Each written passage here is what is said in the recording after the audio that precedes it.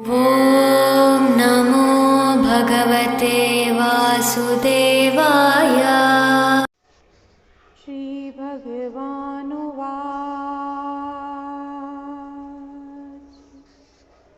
अशोच्यानन्वशोचस्त्वं प्रज्ञन्वादाश्च भाष्यसे गतासून गतासूक्ष्मं नानुशोचन्ति पंडिताः।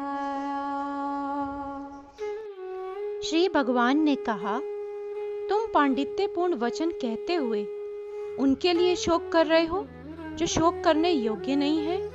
जो विद्वान होते हैं वे ना तो जीवित के लिए और ना ही मृत के लिए शोक करते हैं।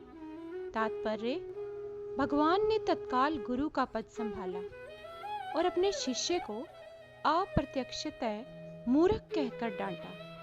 उन्होंने कहा, तुम विद्वान की तरह बातें करते हो, किंतु तुम यह नहीं जानते कि जो विद्वान होता है, अर्थात जो यह नहीं जानता है कि शरीर तथा आत्मा क्या है, वह किसी भी अवस्था में शरीर के लिए, चाहे वह जीवित हो या मृत, शोक नहीं करता। यह शरीर जन्मता है और आज या कल इसका विनाश निश्चित है। अतः शरीर उतना महत्वपूर्ण नहीं है जितना कि आत्मा है। जो इस तथ्य को जानता है वही असली विद्वान है और उसके लिए शोक का कोई कारण नहीं हो सकता।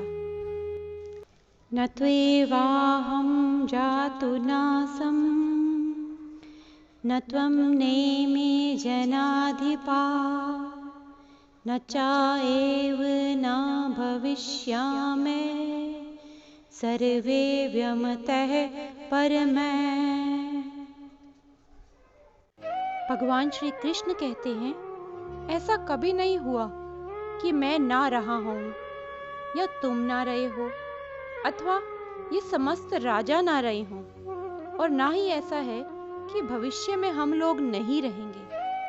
तात्पर्य, जो वैदिक ज्ञान अर्जुन को प्रदान किया गया वही विश्व के उन समस्त पुरुषों को प्रदान किया जाता है जो विद्वान होने का दावा तो करते हैं किंतु उनकी ज्ञान राशि न्यून है। भगवान ये स्पष्ट कहते हैं कि वे स्वयं अर्जुन तथा युद्ध भूमि में एकत्र सारे राजा शाश्वत प्राणी हैं और इन जीवों की बुद्ध तथा मुक्त अवस्थाओं में भगवान ही एकमात्र उनके पालक हैं। भगवान परम पुरुष हैं। भगवान का चीर संगी अर्जुन एवं वहां पर एकत्र सारे राजागण शाश्वत पुरुष हैं। ऐसा नहीं है कि ये भूतकाल में प्राणियों के रूप में अलग अलग उपस्थित नहीं थे, और ऐसा भी नहीं है कि ये शाश्वत पुरुष बने नहीं रहेंगे। उनका अस्तित्व भूतकाल में था और भविष्य में भी निर्बाध रूप से बना रहेगा। अतः किसी के लिए शोक करने की कोई बात नहीं है। देहिनोऽस्मिन् यथा देहे कौमारं यौवनं जरा तथा देहान्तरप्राप्ते धीरस्तत्र न मोह्यते। जिस प्रकार शरीरधारी आत्मा इस शरीर में बाल्यावस्था से तरुण अवस्था में और फिर वृद्धावस्था में निरंतर अग्रसर होता रहता है, उसी प्रकार मृत्यु होने पर आत्मा दूसरे शरीर में चला जाता है। धीर व्यक्ति ऐसे परिवर्तन से मोह को प्राप्त नहीं होता। प्रत्येक जीव एक व्यइष्ट आत्मा है। वह प्रतिक्षण अपना शरीर बदलता रहता है, कभी बालक के रूप में, कभी युवा, कभी वृद्ध पुरुष के रूप में। तो भी आत्मा वही रहती है, उसमें कोई परिवर्तन नहीं होता।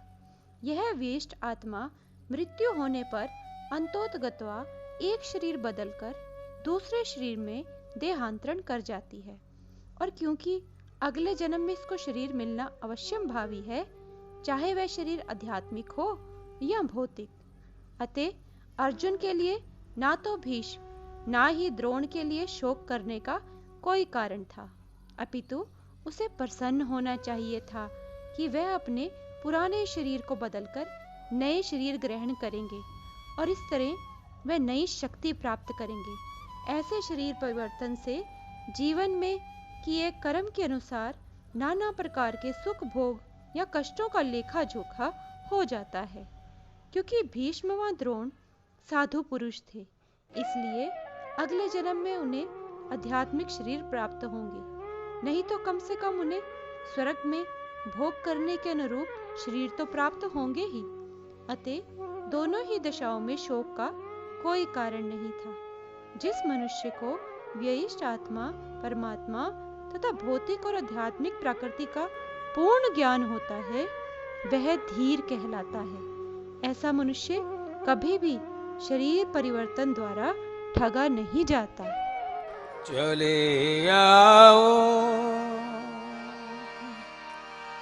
चले आओ, तुम्हें अपनी सुनाने।